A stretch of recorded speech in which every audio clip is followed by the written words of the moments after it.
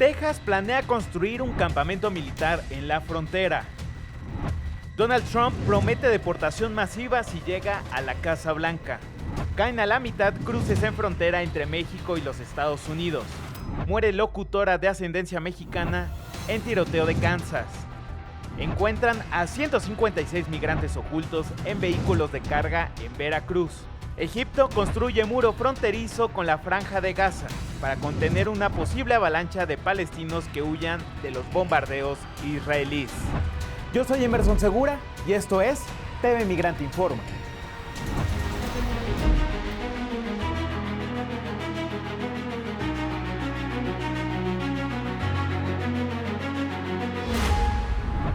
La inmigración se ha convertido en uno de los grandes temas de la campaña electoral de cara a las elecciones presidenciales del próximo noviembre en los Estados Unidos. Esto ante el aumento de las llegadas de inmigrantes de manera irregular. Un botón de muestra de esto fue la votación de la Cámara de los Representantes el martes pasado, donde por primera vez en 150 años los congresistas se pronuncian a favor de abrir un impeachment o bien un juicio político contra un miembro del gobierno. Así, con una votación de 214 a favor y 213 en contra, Alejandro Mayorkas, secretario de Seguridad Interior del gobierno de Joe Biden, está tras las cuerdas políticas por parte del ala dura del Partido Republicano. El motivo, su presunta responsabilidad por la crisis fronteriza. On this vote, the yeas are 214 and the nays are 213. The resolution is adopted.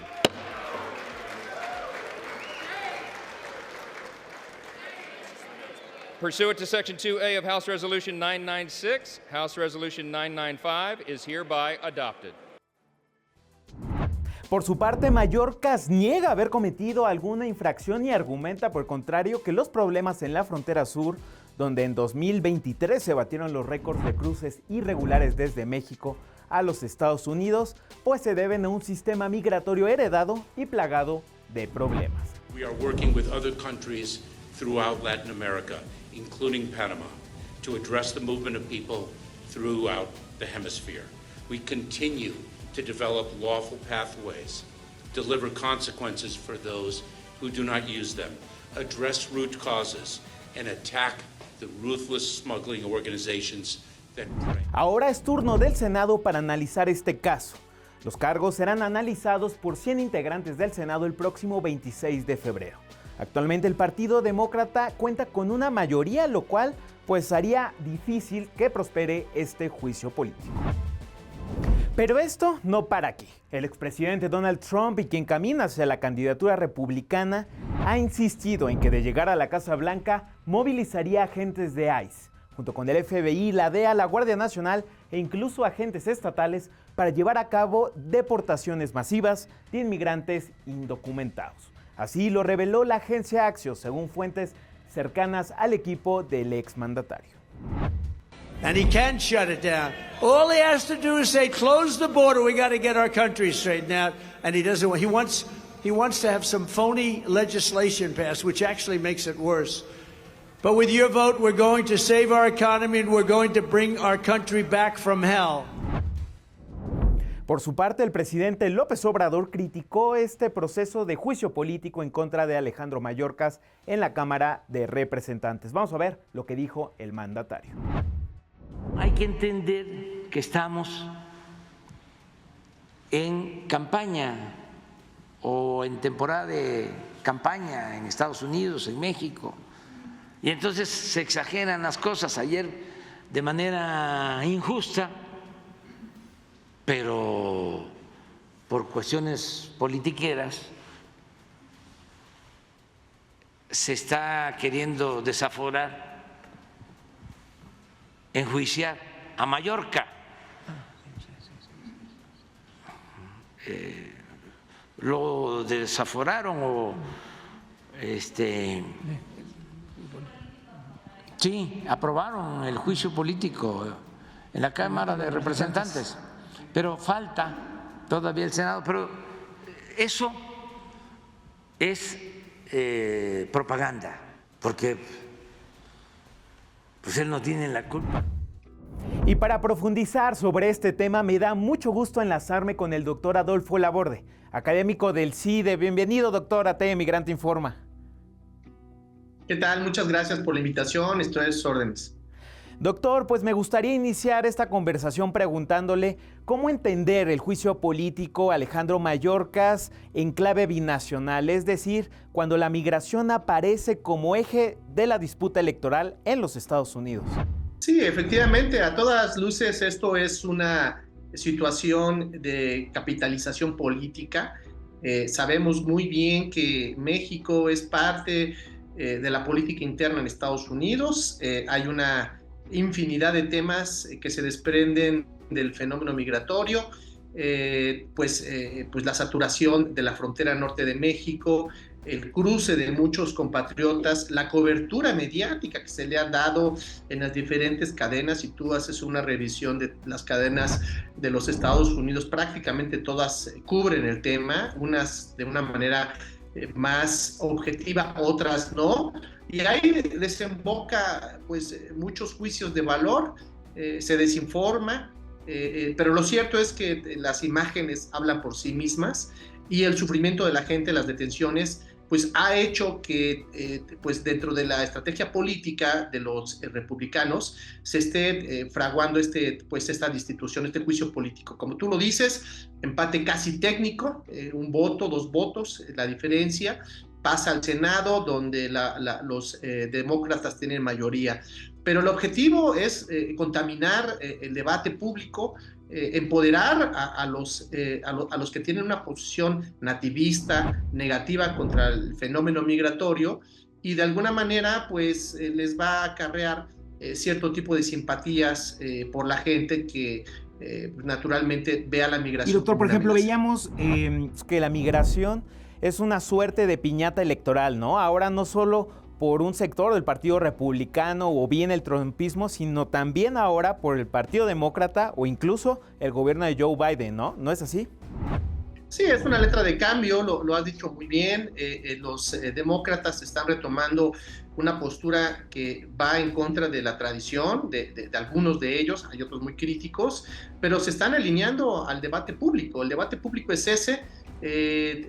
Lo que hemos comentado, la cobertura mediática ha hecho que sea un tema muy delicado en todo lo ancho de Estados Unidos, y los demócratas no quieren quedarse atrás, quieren verse como un grupo de última generación en el debate migratorio, y la política que pueden emprender es una política pues poco más dura, para estar al nivel de lo que están exigiendo los conservadores o los republicanos. Entonces se entiende, probablemente si hay una presión mayor y si ven pues la presidencia en juego, pues repito, puede entenderse una política, un cambio del discurso de la política migratoria y la implementación de esa política migratoria que pues va a traer como consecuencia pues deportaciones, detenciones, presión hacia México, etcétera, etcétera. Por otro lado, doctor, pues la seguridad fronteriza aparece como moneda de cambio, ¿no? Con otros 2 temas. Por un lado, pues aparece con Ucrania a partir de la guerra que tiene con Rusia y el financiamiento de Estados Unidos hacia este país, pero también con el financiamiento a Israel justamente en el conflicto en Gaza, ¿no? Sí, ya lo hemos comentado, no se entiende o no se entendería este posicionamiento, esta incorporación del tema migratorio, del fenómeno migratorio, sin el contexto. Hay un contexto, una coyuntura muy específica, hay un debate, estamos en época de presidencial, de elecciones próximas, de campañas ya en vísperas, y eso lógicamente incorpora el tema migratorio, pero no es nuevo. Como bien lo sabes, cada elección, pues México es la piñata, el tema migratorio. Antes el debate era si se va a regularizar o no a los mexicanos, a los latinos que viven allá. Se hablaba también un poco del peso que generan en la economía de Estados Unidos, etcétera. Entonces, ahora ha cambiado un poco la tonalidad, pero me parece que se entiende. Tendremos que estar muy pendientes porque esto, repito, ya en la implementación de los discursos, puede afectar a muchas personas o puede retrasar los procesos que tienen estas personas cuando hacen su aplicación para la regularización o bien para lo que la política migratoria actual de Estados Unidos puede llamar asilo o un beneficio específico para las minorías. Por último, doctor, usted mencionaba a los medios de comunicación. ¿Qué papel van a tener en las elecciones en Estados Unidos este año, sobre todo en cuanto a su comportamiento a la migración? Por un lado, aparecen como amarillistas o bien sensacionalistas, ¿no es así, doctor? Pues va a ser un tema cotidiano porque la migración para algunas personas es invisible porque no se ve, pero cuando se empieza a ver, eso genera pues simpatías o adversiones. Dependiendo el perfil político, ideológico, la tradición familiar, etcétera, etcétera. Entonces, lógicamente, tú sabes que los medios de comunicación, desde una perspectiva de rentabilidad, pues quieren llevarse pues, las 8 columnas, quieren llevarse la noticia que genera más visitas en las páginas, que tiene más rating. Entonces, la migración lo genera. Y los casos, pues desafortunadamente, desgarrantes, trágicos, que hay muchísimos en el fenómeno migratorio, pues son parte de esa promoción, esa propaganda o ese amarillismo que está ahí. No estoy negando lo que existe, ya lo dije, son casos desgarrantes, son parte del fenómeno migratorio, de las víctimas del fenómeno migratorio, pero mucha gente, entre ellos los medios que ya conocemos, los potencializan y hacen que se conviertan tendencias o que se conviertan virales. Muchas gracias por estar aquí en TV Migrante Informa, doctor. Con mucho gusto, gracias. Y vamos con más información. El Servicio de Inmigración y Control de Aduanas de los Estados Unidos se encuentra evaluando un plan que contemplaría la liberación de miles de inmigrantes retenidos por haber ingresado al país sin papeles debido a que no cuenta con el presupuesto para atender a miles de ellos. Esto luego del fracaso que obtuvo un proyecto bipartidista que contemplaba, entre otros objetivos, pues reforzar la seguridad en la frontera y expulsar a inmigrantes si la cifra por día rebasaba los 5,000 en promedio a lo largo de una semana. La ley propuesta contemplaba liquidar el déficit de ICE estimado en $700 millones. La liberación de detenidos tendría una reducción, por ejemplo, en el número de camas. Pasaría de las 38,000 actuales a solo 22,000. El número de migrantes interceptados en la frontera entre Estados Unidos y México se ha reducido a la mitad en enero respecto a diciembre. Así lo informó la Oficina de Aduanas y Control Fronterizo. En enero, la patrulla fronteriza interceptó a migrantes y solicitantes de asilo, 124,220 veces entre los puertos de entrada. Estamos hablando de una disminución del 50% respecto al mes anterior, es decir, 249,785. La CBP atribuye este pronunciado descenso a las tendencias estacionales y a los esfuerzos mejorados de la aplicación de la ley. La aplicación de solicitud de asilo de la CBP One tiene alta demanda. Los solicitantes de asilo que se encuentran en México han ingresado más de 64.3 millones de peticiones, de las cuales solo 450,000 han derivado en el ingreso al país. La lista de países de origen de los solicitantes está encabezada por Venezuela, México, Haití, Cuba y Honduras, además de Rusia, El Salvador, Colombia, Chile y Guatemala. La aplicación CBP One, que está disponible en inglés, español, portugués y ruso, es para uso de cualquier migrante que se encuentre físicamente solo o en el centro o norte de México. Distribuye cada día 1,450 citas, el 30% de las cuales se asigna a los solicitantes que más tiempo han permanecido en México. Y en 2023 se reportaron 1,148 casos de migrantes fallecidos o bien desaparecidos en el continente americano, vinculados a la ausencia de vías seguras y legales para la migración, lo cual incrementa la probabilidad de que las personas elijan rutas irregulares y peligrosas. Así lo indicó la Organización Internacional para las Migraciones. Dicha cifra es menor a la documentada en 2022, cuando se informó de 1,462 y la de 2021, 1,328. La organización también advirtió que desde 2014, un total de 8,847 migrantes desaparecidos o fallecidos han sido reportados en Norteamérica, Centroamérica, Sudamérica y el Caribe. Según un reporte que publicó la misma organización, 591 muertes o desapariciones se registraron en América Central. 336 en Norteamérica y 217 en el Caribe. La participación de niños, niñas y adolescentes mexicanos en el tráfico ilícito de migrantes hacia los Estados Unidos es una realidad creciente. De 2020 a 2022, último año contabilizado, los casos anuales pasaron de 830 a 1993, un incremento del 140% de acuerdo con datos del Instituto Nacional de Migración. Así, se trata en su mayoría de menores de edad reclutados de manera forzada o bien mediante engaños por grupos del crimen organizado. En el lapso referido de 3 años, 2020-2022, el Instituto Nacional de Migración identificó al menos 581 menores involucrados en esta actividad. Y gobernadores del sur-sureste de México firmaron un memorándum de entendimiento con la Embajada de los Estados Unidos para seguir impulsando acciones en favor de la migración ordenada, la seguridad, la educación y el apoyo a las economías de las comunidades rurales. En su calidad de coordinadora de la Comisión Sur-Sureste de la Conferencia Nacional de Gobernadores, la CONAGO, la mandataria de Quintana Roo, Mara Lezama, encabezó el 8º encuentro de mandatarios de esta región junto al presidente en turno de la CONAGO, el yucateco Mauricio Vila, y el embajador norteamericano Ken Salazar. Asimismo, asistieron las gobernadores y representantes de Guerrero, Oaxaca, Veracruz, Tabasco, Chiapas, Puebla, Campeche, Yucatán y Quintana Roo. Vamos con la siguiente información que tienen preparada para nosotros. A lo largo de ya 95 años de relaciones diplomáticas, México y Polonia han tejido un vínculo marcado por importantes momentos históricos, pese a la distancia geográfica. Como cuando se registró la invasión nazi a Polonia en 1939, detonante de la Segunda Guerra Mundial, suceso en el que México recibió hasta 30,000 refugiados que sentaron las bases para que con el paso del tiempo sean varios los polacos que encontraron en México un hogar, demostrando que el fenómeno migratorio es un proceso en constante movimiento.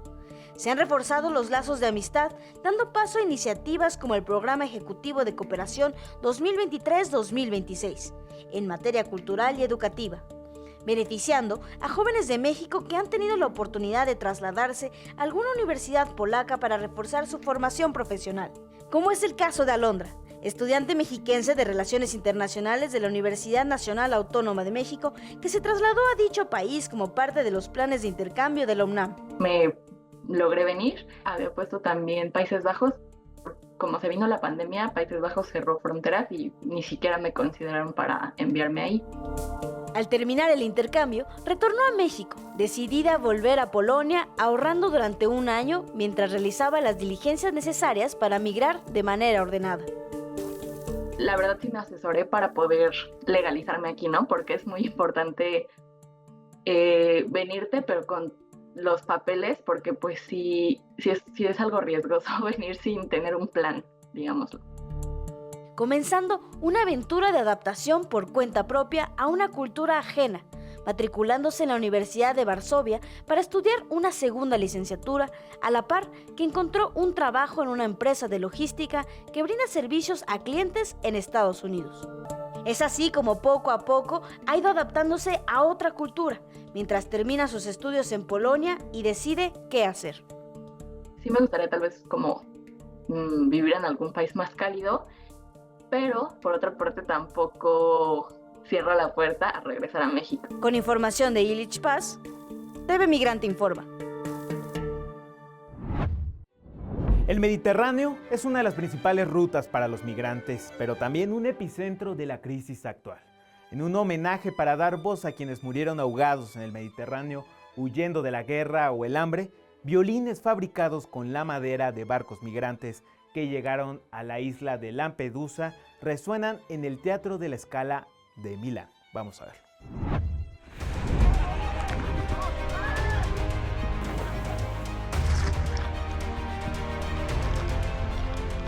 No es la sal del océano lo que hace especial a la Orquesta del Mar, sino el eco de un violín hecho con los restos de barcos destinados al tráfico de migrantes con destino a la isla de Lampedusa, en Italia.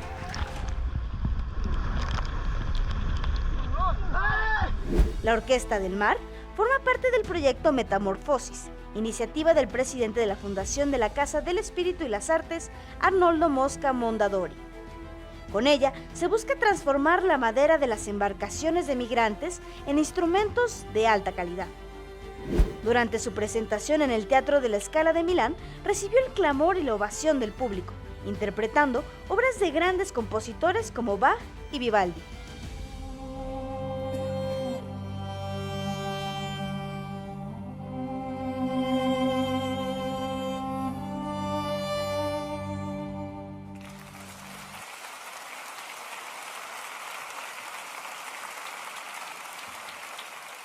Prisioneros, aprendices de laudero, se han encargado de darles vida a los instrumentos. Todo desde la prisión de la ópera, una cárcel de máxima seguridad cercana a la ciudad de Milán, oficio que los ha llevado a reencontrar el sentido de sus vidas.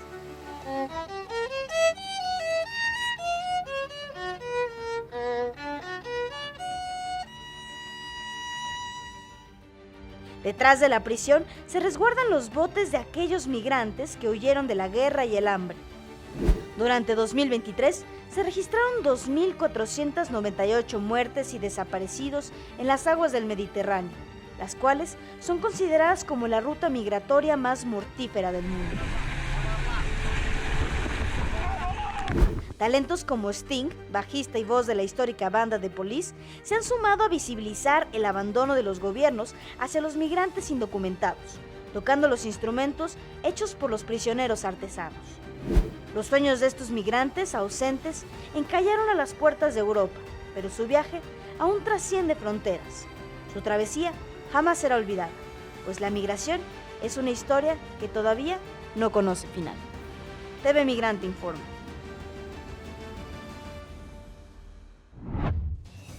El carnaval es una celebración que tiene lugar inmediatamente antes de la Cuaresma, a pesar de las diferencias que su celebración presenta en el mundo. Su característica común es la de ser un periodo de permisividad y, desde luego, que se alimenta de la riqueza de la migración. Vamos a ver. Los tradicionales y distintivos carnavales de la Ciudad de México, que ya son patrimonio inmaterial chilango. Muestra de la creatividad que resguarda la memoria histórica colectiva e identidad popular en América Latina. Esta celebración fue exportada por los navegantes españoles y portugueses, siendo tomada y reinterpretada por los pueblos y barrios indígenas en el siglo XVI. Porque no admitían las autoridades coloniales esa luminosidad, esa diversidad de vestuarios. ¿Y cómo iban a admitir, además, que hombres se vistieran de mujeres, mujeres se vistieran de hombres y que trajeran máscaras? No lo podían admitir y lo prohibieron. Pero las comunidades indígenas de alrededor de la ciudad mantuvieron las tradiciones por la rebeldía en contra de la colonia española. Pueblos que cada año se preparan para salir a las calles a bailar para mantener viva la tradición y su aporte en la reconstrucción del tejido social. Estoy muy contenta por todos mis compañeros carnavaleros, porque no es necesariamente que uno porte algún disfraz o un traje, sino simplemente ver la alegría y todo esto que conlleva un carnaval. En el caso de la Ciudad de México, son 63 las comparsas que mantienen viva esta tradición llena de color, música, danzas y alegría. Lo mismo con huehuenches, chichinas, charros, chinelos, catrines, paragüeros o chinas poblanas. De esta forma, los carnavales se fueron incorporando y mezclando con las festividades indígenas, pero siempre su característica común es la de ser un periodo de permisividad y cierto descontrol. Con información de Illich Paz, TV Migrante informa. Muchas gracias por estar en este programa de TV Migrante Informa. Yo soy Emerson Segura y no se pierda todo nuestro contenido en MX Plus y desde luego en Canal 14. Hasta la próxima.